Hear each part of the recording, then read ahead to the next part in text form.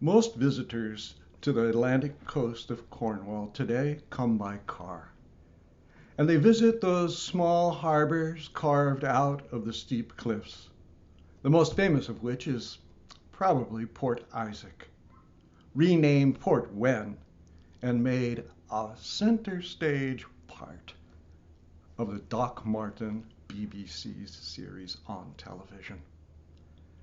5 miles north is the ruins of Tintagel Castle, the reported home of King Arthur. Clinging to the edge of the cliff, it is a most magnificent sight. But also within the village of Tintagel is a 12th century church. That church had a set of bells that would ring out at various times, particularly for births, baptisms, weddings, funerals, and to call out the daily prayer times. Now, the people were very proud of those bells in Tintagel. And 5 miles to the north, there was another village. This was Boscapel.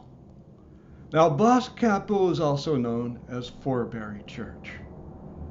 And Forrabury Church had no bells. The villagers thought that, they were a bit jealous of the people of Tintagel and their bells, and so they went to the church council and requested that they have bells to signal births and baptisms and marriages and funerals and the daily prayer services. And it was also reported that the ringing of bells would repel the plague. And wouldn't that be a good thing for the village? Well, the church council went to see the second Baron William Buttrick, the descendant of the original Norman invaders. Now, he was more than willing to pay for the casting of the bells.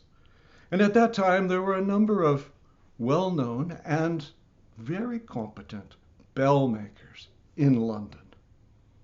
Well, the bells were made, and they were put aboard a coastal freighter to be sailed around the Lizard and back to the harbor at Boscapel.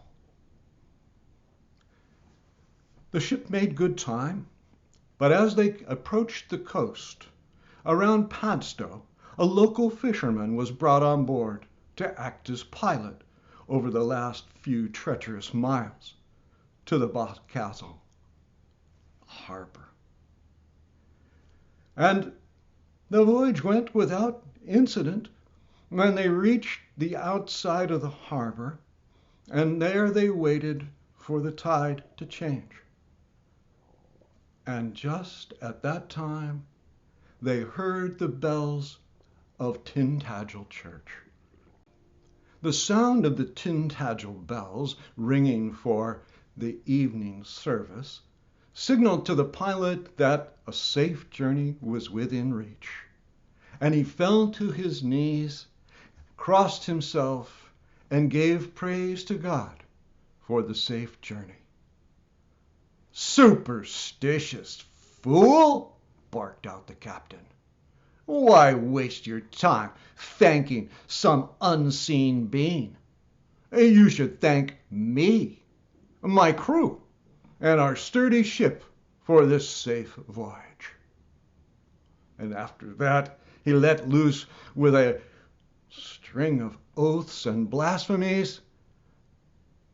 The poor pilot got up off his knees and crossed himself again and said, "May God have mercy on your soul." And he noticed that there was a bit of a change in the wind, direction, and intensity. But what he didn't see, and what the captain and crew didn't see, was what the onlookers up on the cliff, the villagers who had gathered to help bring the bell ashore and take it up to the church awaiting installation, and what they saw out upon that Celtic sea was the rising of a great swell, which happens in those waters at times. A lone rogue swell generated hundreds of miles offshore. And as it came closer to the shore and reached into the shallower waters, why, the swell built into a large breaking wave, and it broke over the ship. Dismasted, the ship sank down to the bottom of the sea. The bells tolled a muffled sound as the boat sank, ringing in the death knell of the captain and his crew. The onlookers rushed down to the shore to rescue anyone who survived, but the only survivor was the pious pilot. And 6 centuries later, today, there are no bells in Forrabury Church. There is no ringing for the people to be called to service, or for births and baptisms, weddings and funerals. But in the time of an approaching storm, about evening time, down along the harbor, people say that they can hear the muffled sound of the bells ringing below the sea, signaling the coming storm and a warning to the wicked to repent their sins. And that's the legend of the bells of Forrabury Church from Cornwall. Thank you.